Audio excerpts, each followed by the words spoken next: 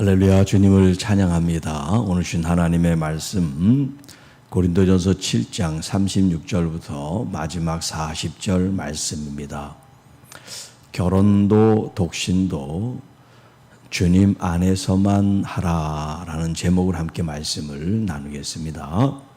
자, 이제 7장 마지막 부분인데 오늘 이 마지막 부분을 통해서 그리스도인의 가정에 대한 특별히 결혼에 대한 교훈의 말씀, 또 결혼하지 않고 독신으로 사는 그 삶에 대한 이제 마지막 교훈의 말씀이 오늘 이 본문에 있습니다. 자, 36절입니다. 그러므로 만일 누가 자기의 약혼녀에 대한 행동이 합당하지 못한 줄로 생각할 때 그 약혼녀의 혼기도 지나고 그같이 할 필요가 있거든 원하는 대로 하라.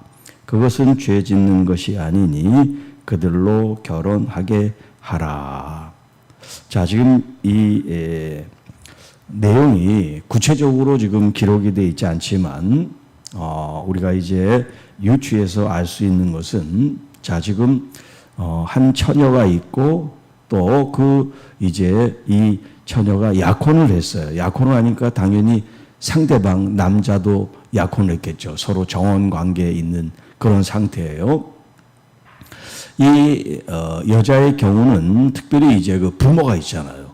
그래서 본인의 어떤 그런 의사보다 이 유대인의 이 사회는 부모님의 그 의견, 그 뜻이 굉장히 중요합니다. 그래서 결혼을 시키는 그 이제 주도권이 당사자에게 있는 게 아니라 부모에게 있어요. 물론 자기 자녀에게 동의를 구하고 또 배우자를 선택하는 일을 하겠지만 그래도 많은 부분들을 부모가 이제 결혼을 추진하는 그런 주체란 말이에요. 자, 여기 누가 자기의 약혼녀에 대한 행동이 합당하지 못한 줄로 생각할 때 여기 합당하지 못하다 하는 이 일이 뭔지는 잘 모르겠어요. 뭔지는 잘 모르겠지만 어쨌든 간에 뭐 구설수에 올랐든지 뭐 불편한 그런 이야기가 이 약혼한 남자의 귀에 들어올 수도 있죠. 이제 주변의 사람들이 뭐 그 약혼한 그 당사자 그 여자가 어떻다 저떻다 그런 말이 있을 수 있잖아요. 자, 그런 이제 이야기들이 돌 때 그 약혼녀의 부모, 부모가 이 약혼녀의 이제 어떤 그런 결혼하는 그 정년기 그런 때가 있잖아요. 자, 그 혼기가 지나고 또 그것이 그같이 할 필요가 있거든 결혼할 당위성, 이제 약혼을 했는데 좀 시간이 지났어요. 그래도 이 약혼의 그 언약 관계는 유효하기 때문에 원하는 대로 결혼하는 것이 이게 죄를 짓는 게 아니다라는 그런 표현을 써요. 그래서 그들로 결혼하게 하라. 여러 가지 뭐 혼기가 지났다 아니면 뭐 그 약혼녀가 어떻다 저떻다 이런 말이 많이 이렇게 계속 그냥 두면 이런 일들이 자꾸 생기잖아요. 그러니까 이 부모로서 한번 정했으면 결혼을 빨리 추진하는 거 그것이 좋겠다. 그런 얘기를 지금 하고 있는 거예요. 자, 그러나 그가 마음을 정하고 또 부득이한 일도 없고 자기의 뜻대로 할 권리가 있어서 그 약혼녀를 그대로 두기로 하여도 잘하는 것이다. 자, 지금 이 37절에 있는 말은 지금 결혼을 약속했어요.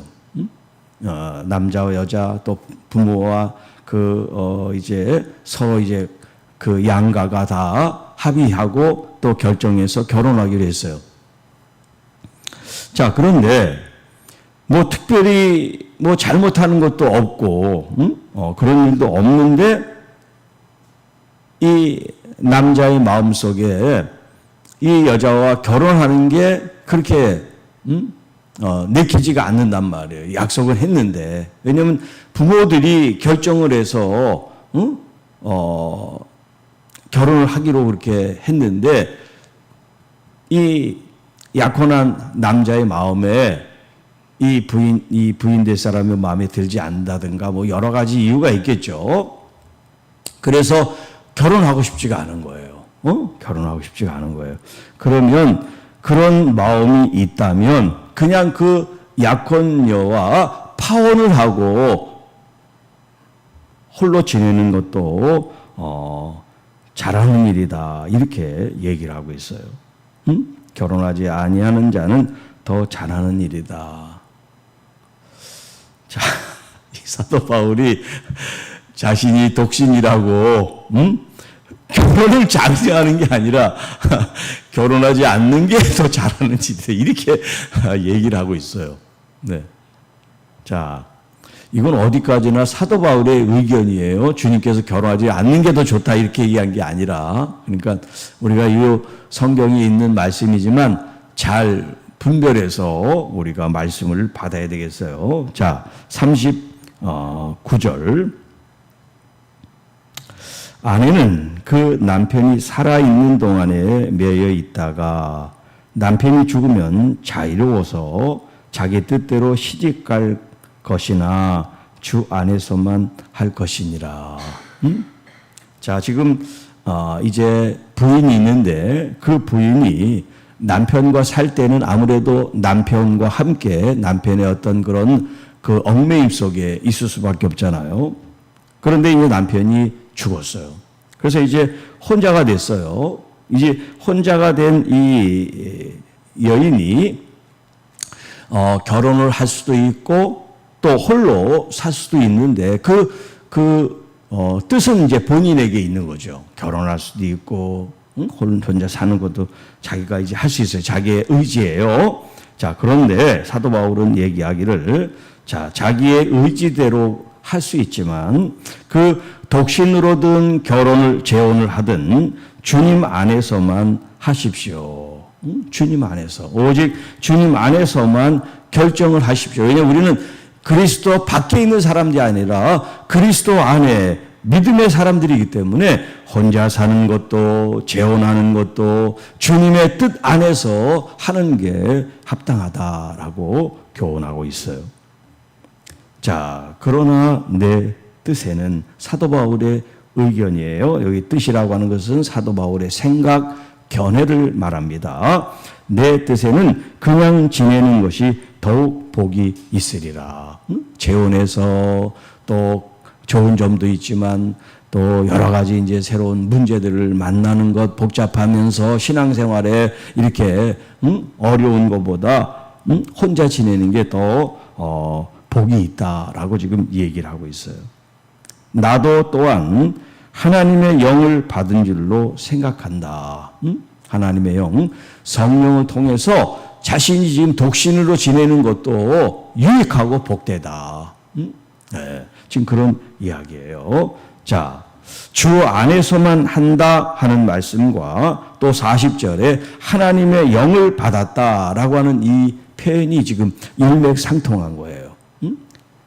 단어는 지금 다른 단어를 쓰고 있어요. 주님 안에서만 행하라 라고 하는 이 말과 또 하나님의 성령을 받았다라고 지금 이 얘기를 하는데 우리의 이 결혼하지 않은 이런 남녀 청춘이 뭐 부모님에 의해서든 아니면 본인의 의지에 의해서든 결혼이라고 하는 이 질서 속에 우리가 들어가는 데 있어서 그냥 남자로서 여자에 대한 이끌림과 조언과 사랑함으로만 가정을 이루는 것이 아니라 더 믿음 안에서 그리스도인의 가정을 이루는 그리스도인이라면 그것이 이제 청춘이 되든 아니면 결혼을 해서 호라비가 됐든 또 과부가 됐든 그리스도인이라고 하면 그 가정을 이루는 것이든 홀로 사는 것이든 자신의 의지에 따라 하지 말고 성령에서 우리 마음속에 주시는 그 감화 감동 이끄심대로 하는 것이 복된 일입니다 라고 표현하고 있어요.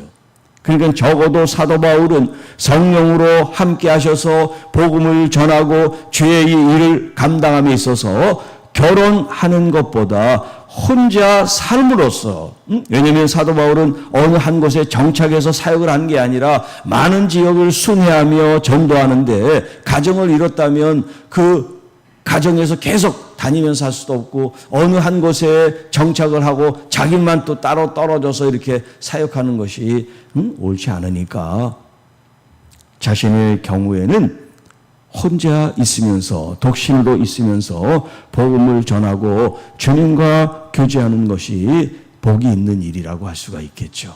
그런데 모두가 다 사도 바울이 될 수는 없어요. 그렇다고 하면 애초에 하나님께서 아담과 하와의 이런 결혼이라고 하는 이 두 사람이 합해서 한 몸이 되는 일을 하시지 말았어야죠. 하나님께서는 교회보다 먼저 가정을 세우셨어요. 그래서 남녀가 서로 한 몸이 되어 하나님의 뜻을 이룰 수 있도록 우리에게 복을 주신 것이 결혼의 제도예요.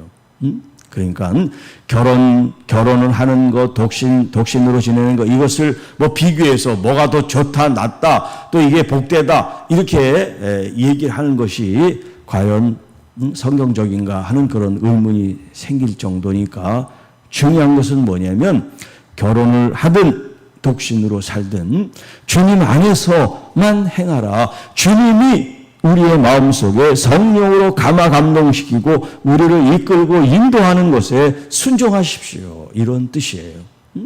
그러니까 지금 이것은 결혼을 지금 하는 사람들, 결혼을 앞둔 사람들, 또 이제 혼자 있어서 재혼을 하는 그런 사람들의 이야기이지만 지금 결혼 생활을 하고 있는 우리들 현재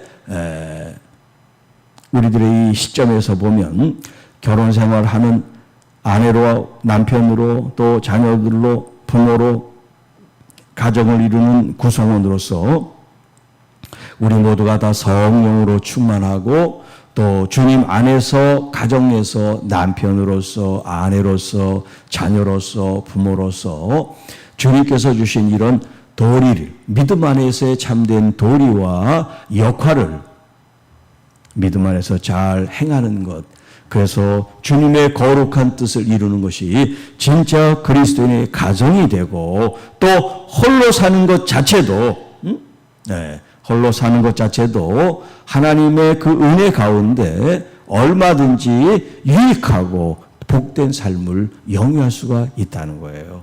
그러니까 결혼한 것과 또 독신으로 사는 것, 그것이 서로 누가 좋다 나쁘다 또 옳다 이렇게 서로 비교의 대상이 돼서 하는 것보다 주님께서 주신 은혜에 따라 또 주님께서 성령을 통해서 우리를 인도하심 따라 우리가 순종하는 것, 그거면 됐다는 거예요. 그게 가장 귀한 일이고 또 그걸 통해서 주님은 부부로서 가정으로서 역사하는 일도 있고 또 사도 바울처럼 독신으로 있으면서 또 하나님께서 역사하는 바가 있으니까 누구처럼 똑같이 될 필요가 없이 성령 안에서 여러분들이 응답을 받고 감화 감동과 인도와 이끌림을 받고 하는 것, 그것이 가장 최선이고 또 하나님께 영광을 돌리는 귀한 선택이 될 수 있다라고 할 수 있습니다. 자, 이제 가정에 대한 이 교훈의 말씀을 이렇게 이제 마치고 이제 8장에서는 새로운 주제로 여러분들과 말씀을 함께 나누도록 하겠습니다.